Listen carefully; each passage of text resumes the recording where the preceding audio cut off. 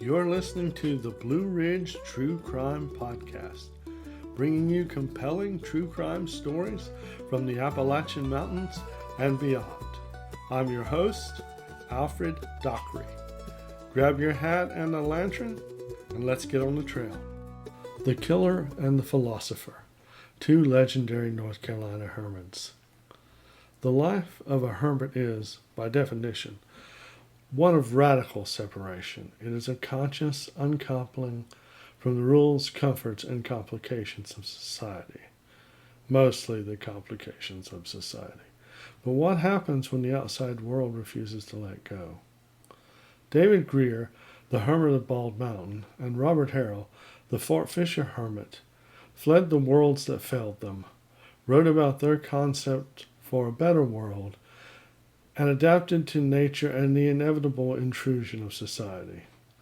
One is a 19th century tale of love turned to rage, played out in the misty forests of the Appalachians. The other is a 20th century story of a man seeking peace, only to find unexpected fame on a windswept beach. One hermit became a monster of legend used to scare children. The other became a tourist attraction, a philosopher king of the dunes. This is the tale of two hermits, two very different retreats, and the inescapable pull of the human world they tried to leave behind. In November 1824, Constable William Irwin and his assistant James Cooper were escorting a prisoner named Higgins to the Justice of the Peace in Jonesboro, Tennessee. A concealed rifleman fired on Irwin and his party but missed. The shooter managed to get ahead of them and fired again, this time from an outhouse. Some accounts suggest it was an abandoned cabin. His aim was true. Higgins was hit in the chest near his collarbone and died on the spot. When Irwin saw his prisoner fall, he sprinted to the structure and threw open the door. Inside, he found a large man armed with a flintlock rifle and an axe. A violent scuffle ensued. The man attempted to bring his rifle to bear, but his size and the low joist of the privy prevented him from maneuvering it clear. Irwin smacked him across the head with a wooden cudgel, knocking the big man to his knees. The man stood up. Irwin clubbed him again. Sensing that his cudgel was insufficient to the task, Irwin ordered Cooper to shoot the man. Cooper complied, hitting the giant in the hand. The wound took enough of the fight out of him for Irwin and Cooper to secure him, and they arrested David Greer for the murder of Holland Higgins. Another startling record of the incident was Higgins' headstone in Irwin, Tennessee, which bears the legend, "Shot and killed by David Greer, November 30, 1824. You have to admit that Greer had to be a beast to get second billing on a tombstone. The details about Higgins' death and Greer's capture came from a January 1825 article in the American Economist and East Tennessee Statesman. Multiple other papers reprinted the article, including the Charleston, South Carolina Daily Courier, the Lexington, Kentucky Gazette, and the Pennsylvania Republican. The story went international when the London Morning Chronicle reprinted the article under the column heading "Horrid Murder," alongside items about a levy for British regiments in India and the news of a fire in Dublin, Ireland. Greer was tried in the March 1825 term of the Circuit Court in Jonesboro. At the end of the two-day trial, the jury returned a verdict of acquittal in consequence of insanity. A bond was given to the court for the prisoner to keep the peace for 1 year, and he was set free. One wonders if they gave him his rifle and axe back. The Greenville paper covered the trial, and this account was widely shared in U.S. newspapers from Alabama to Vermont. The article admitted that it did not have a reporter at the trial, but collected details from a conversation with a gentleman who was present. It was a mix of fact and speculation, stating that Greer and Higgins had a fistfight over trading, and that Greer had had him arrested for the sole purpose of having a good chance to shoot him. It also mentioned that Greer wrote his own constitution for a government, which was introduced as evidence of his lunacy. From an article in the October 29, 1938 Raleigh Register and North Carolina Gazette, titled The Hermit's Cave. He wrote and published his autobiography and also a new constitution for the United States, in which he fixed the salary of the president at $25 per annum on the principle that large salaries would induce men to seek public office from mercenary rather than patriotic motives. The article went on to say, in consequence of this homicide, he was arraigned and tried for murder in Jonesboro, Tennessee, and was acquitted on the ground of insanity, his counsel giving his Constitution of the United States in evidence, among other proofs of his unsettled wits. His chagrin was very great at having been defended on such a plea. It's hard to separate the facts from the folklore in Greer's story, but here are the most agreed upon parts of his story. Greer, a South Carolina native, came to work for David Vance near current-day Weaverville, North Carolina, around 1798, and fell hopelessly in love with one of Vance's daughters, likely Jane or Sarah Vance. By all accounts, Greer was well educated for the day, strong and a hard worker. When the young lady married another man, he was devastated and set out with a rifle, a knapsack, and $250 in back wages to live in isolation, settling on Big Bald Mountain at the North Carolina-Tennessee border. One of the most enduring and perhaps endearing stories about Greer is the one about his response to a poll tax. The story goes that some enterprising individual traveled to Greer's homestead and attempted to get him to pay a 75-cent poll tax.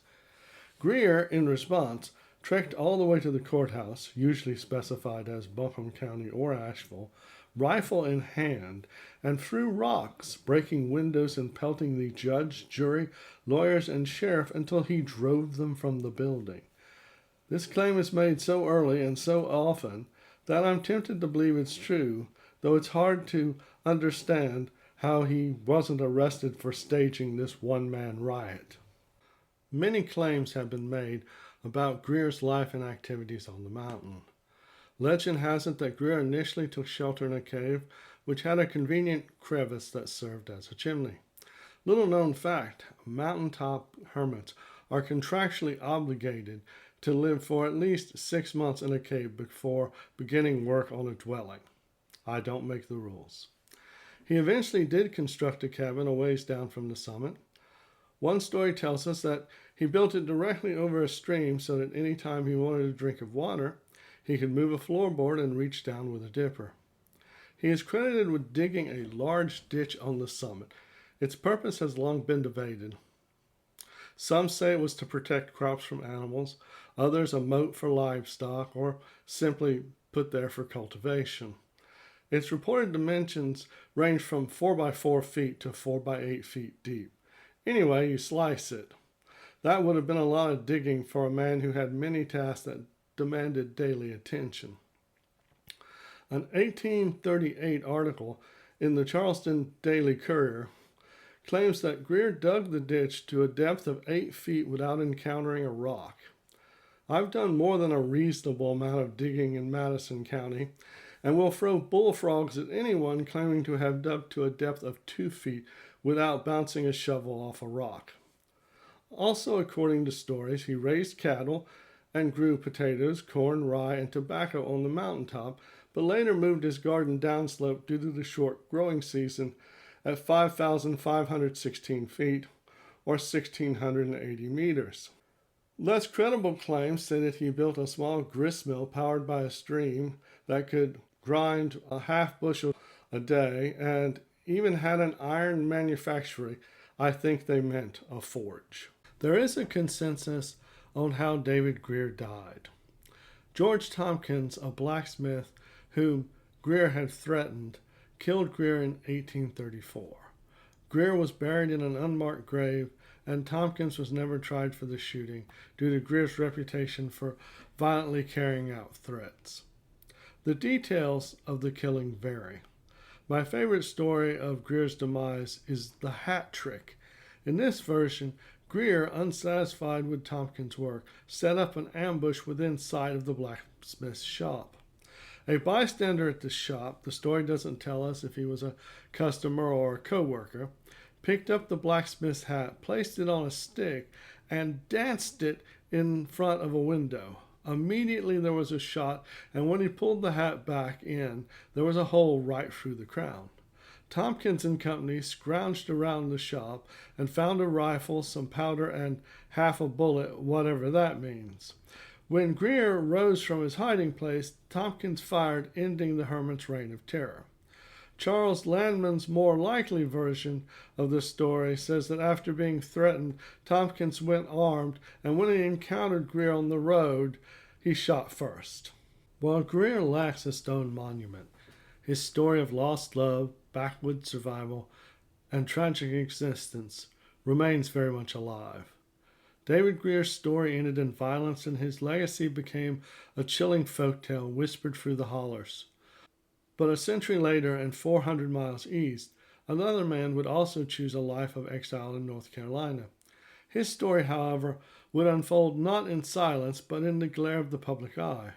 Robert Harrill would become a strangely public hermit and an unlikely icon. From the summit of Bald Mountain, we travel to the sun-bleached shores of Fort Fisher, where another hermit's life took a completely different, yet equally fascinating turn. In 1955, Robert Harrill left the state mental institution at Morganton, North Carolina. He hitchhiked 260 miles, 420 kilometers to Fort Fisher, about 20 miles or 32 kilometers south of Wilmington, presumably traveling with only the clothes on his back. According to one account, he made a key out of a kitchen spoon and escaped into the night. The 62-year-old man, who had experienced a rather bleak life, decided to chuck it all and go to the beach. He stayed there for 17 years, living by his wits and inadvertently becoming a cultural icon. Harrill had a rough childhood.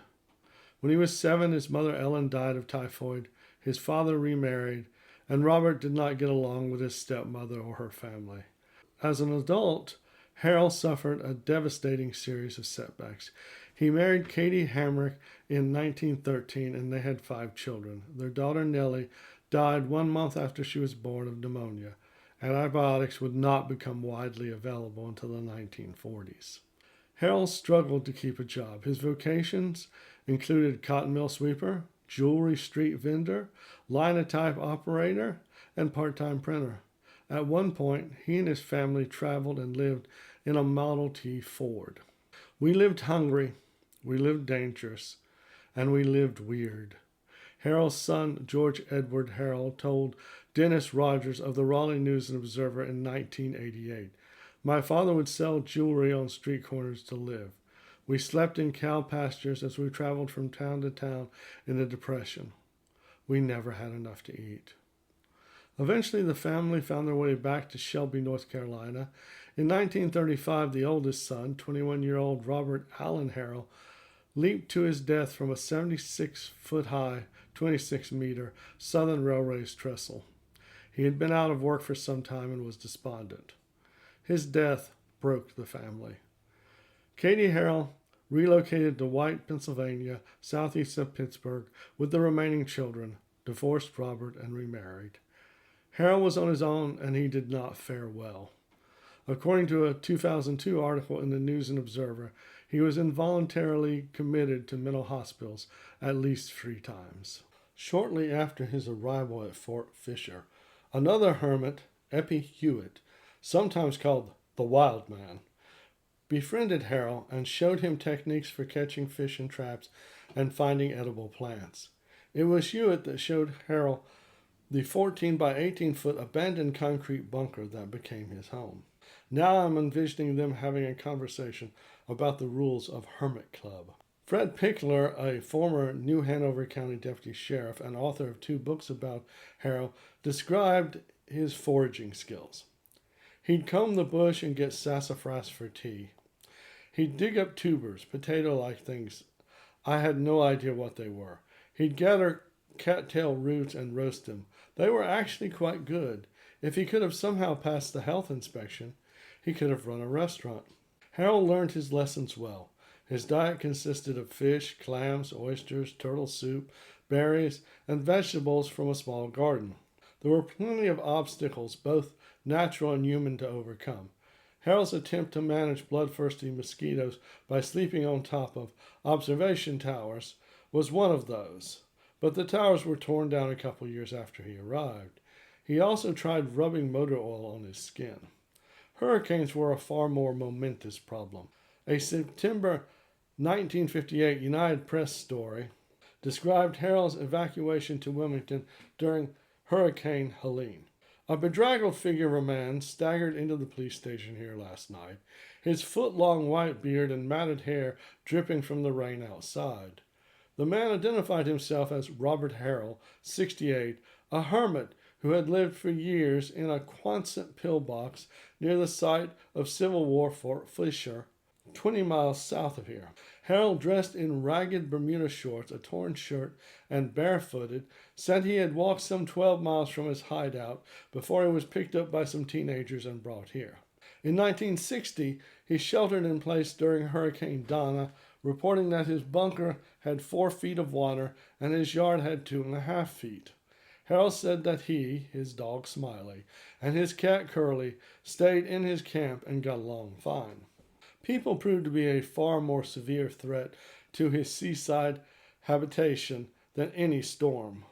According to a 1962 article in the Durham Herald-Sun, many people wanted him removed permanently, including the local health department, various law enforcement agencies, and the military.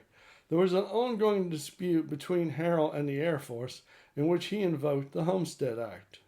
Despite frequent and regular brushes with the law and efforts by neighbors, developers, government officials, and the military to claim his bunker and the patch of sand he called home, somehow the wily hermit always seemed to stay a step ahead of them. Harrill's popularity and the intervention of kind, thoughtful people seem to have been the deciding factors in his being allowed to stay. Here's an excerpt from state archaeologist Stanley South's April 23, 1960 letter to his supervisor advising against evicting Harrill. In summary, it seems that it comes down to a question of who wants him out. As you say, it is not customary for a hermit to live on historic site property, but for that matter, hermits are not customary, and a friendly, tourist-attracting hermit is even a rarer phenomenon. What historic site in the country can boast of an authentic hermit? Harrill claimed that he was visited by up to 17,000 people annually from all 50 states and a dozen foreign countries. This number was based on a register he had set up for guests to sign on a desk he made from scrap lumber. By 1960, he had put up signs directing people to his bunker to, quote, keep people from getting lost or stuck in the sand, unquote. He would spin tales and share his views on politics, religion, and the general state of society with tourists. Some said that he had a spiel, a monologue that he often gave. I could not find an article that quoted it. I would love to have heard it, although I'm sure it changed over time. He kept a frying pan set on a concrete block beside the bunker for donations and would routinely put a $50, quarter, nickel, dime, and penny in the frying pan between tourist visits. He felt it encouraged tourists to donate. Quote, if I don't keep that 91 cents in there, I don't get anything, he winked. Now that's good psychology, unquote. Harrill had multiple typewriters, and he was always working on a book. He also sent letters from time to time. When Nikita Khrushchev, head of the Soviet Union's Communist Party, toured the United States in 1959, Harrill sent him a letter inviting him to visit Fort Fisher and meet some real Americans.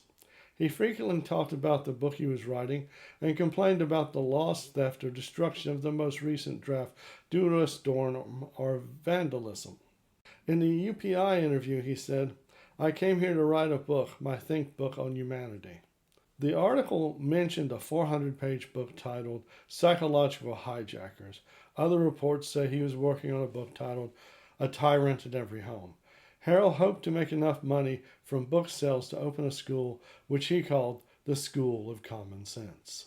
This brings us to the hermit's mysterious death on the night of June 3, 1972. No one can say for certain what happened. The next morning, 5 teenage boys found Harrill dead, lying on his back just inside the bunker. Many people suspected foul play, including his son, George Edward Harrill, and Pickler, the former New Hanover County Sheriff Deputy mentioned earlier.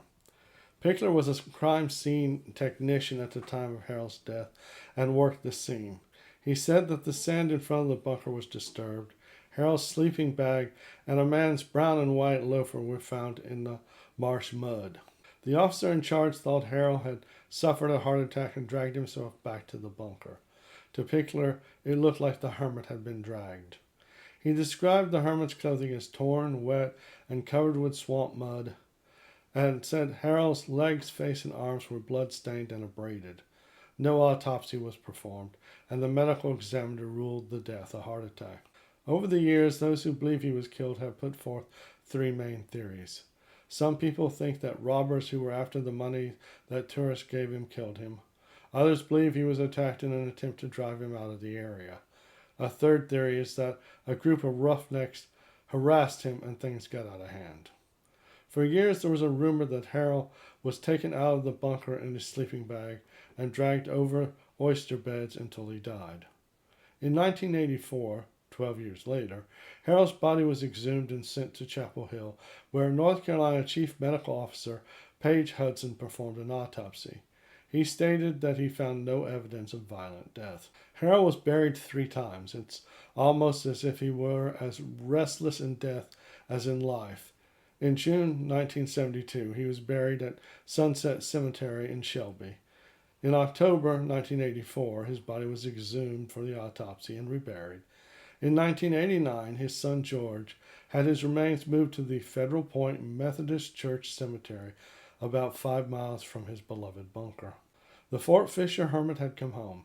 His headstone bears the legend, "He made people think." Interestingly, his hermit mentor, Epi Wildman Hewitt, is also buried there. If ghosts are a thing, it must have been one hell of a reunion. Filmmaker Rob Hill, who made the documentary The Fort Fisher Hermit, The Life and Death of Robert E. Harrill, summed up Harrill's legacy in a 2013 article in Our State magazine saying, "People all turn him into what they want him to be. Everyone has their own hermit." That is true of Harrill in particular and perhaps hermits in general. Harrill was an extraordinary person in many ways and struggled with extraordinary problems. Of all the hermits I've read about or written about, he's the only one I wish I had met. Some see Harrill as a man broken by the world who retreated to the beach to live out his remaining life in the place he loved, a resourceful yet tragic figure. Others see him as an iconoclast, social reformer, environmentalist, and a bit of a celebrity. A few mark him as a modern-day Henry David Thoreau. A group called the Hermit Society honors his memory and perceived philosophy. Epilogue. 2 hermits, 2 retreats, 2 legends born from the same desperate need to be apart. David Greer and Robert Harrill appear to be opposites, one a warning, the other a curious beacon. Greer's story is one of contraction. His world shrank until all that was left was his pain, his land, and his rifle.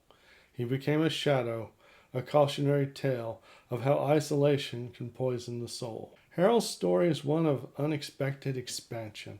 He fled to the coast to escape a world that had failed him, only to find a new purpose as an accidental guru for thousands. His isolation was communal, his solitude shared. One hermit reminds us of the dangers of being utterly alone. The other reminds us of the universal hunger for authentic connection. They never knew each other, separated by a century of history and the width of the Tar Heel state. Yet together they form a whole, a tale of 2 hermits, whose lives address fundamental questions in profoundly different ways. That's it for this episode of the Blue Ridge True Crime Podcast. If you've enjoyed the story, please consider subscribing. Check the show notes for links to the Blue Ridge True Crime Substack and YouTube channel, and any story-related links. Until next time, I'll look for you on the back roads.